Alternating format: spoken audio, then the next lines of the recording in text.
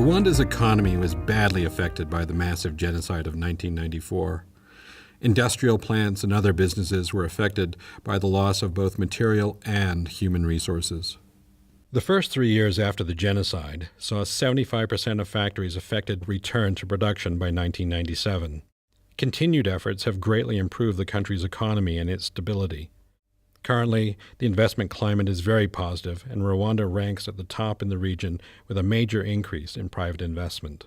Rwanda's economic sector is currently driven by mining, construction, energy, agriculture, agro-processing, hospitality, and tourism. These sectors contribute over 90% of Rwanda's annual income.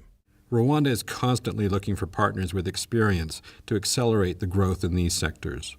So far, Germany has provided more than 700 million euro, and one of the key pillars of our cooperation has been the area of technical and vocational education and training. Germany has a comparative advantage in this area due to the fact that we have a dual system in Germany of in-company training, which has proven to be the backbone of a strong German economy. Agriculture has always been the staple of Rwanda's economy.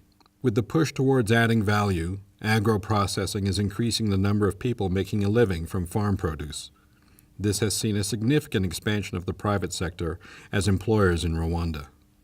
The mission of PSF, one is effective advocacy for the private business and create a vibrant business community. In terms of taxes, reducing the taxes, in terms of removing any trade barriers, NTBs, in terms of advocating for markets, open up the markets, privatize some of the public sectors to the private sector. As the private sector grows, the need for space to live and work is driving the construction sector quickly, with a constant need for professional and accessible labor as more investors choose Rwanda. New technology is continuously being employed to encourage efficiency and sustainability. This rapidly developing market has attracted investors who have picked Rwanda as their base of operations in Africa. It's a very good investment climate here. We get a lot of support from the government. There's clearly a large demand and not many local solutions that can also be upscaled. So when we talk about mass production and quality, the same quality that we can provide here, that is, I think, the main issue. With new technologies being introduced in TVET, training has to happen quickly and, many times, on the job. We had international trainers coming from Germany to transfer the know-how to local trainers and set up a straw tech training center at the Nyanza TVET school. 14 students finished and graduated, and we've hired the first 6 of them, so they are now working here in our factory. Nari mfite nyine ubushomeri murabizi na mu buzima busanzwe ariko ubu ngubu nshobora kwikemura ikibazo cyose. All these sectors together engage a majority of the population, but a large number need to be transitioned from basic agriculture to the other sectors. The hospitality industry, for example, still needs chefs, cooks, waiters, service personnel, and technicians to take advantage of the growing tourism and conferencing activities in the country. Rwanda is striving to become a middle-income country through a knowledge-based, private sector-driven economy that stimulates job creation. Technical, vocational, and education training plays an important role in this strategy.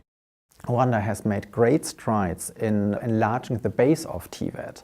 So many schools have been established in the last years, and what we see is that the number of students, as far as I know, has tripled within the last years. That is enormous. But this is still not enough, so we assist Rwanda in maintaining schools, in enlarging schools, and in equipping these schools.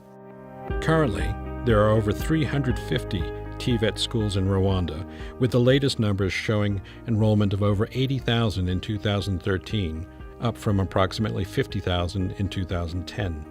Most of these students are in technical secondary schools.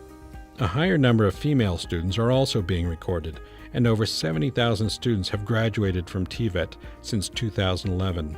A tracer survey is being carried out to see how many have gone on to become self-employed. TVET providers increase annually, with private providers covering more than 50% of the training centers. In the beginning, when we started, we get excellent advice from WDA how to start the school, but the challenge was how to put it in practice, how to link the training as close as possible to the market needs, to the needs around. And what we try to do is to always look into the field, what is needed outside of the school at the moment, but also what could be needed in the future.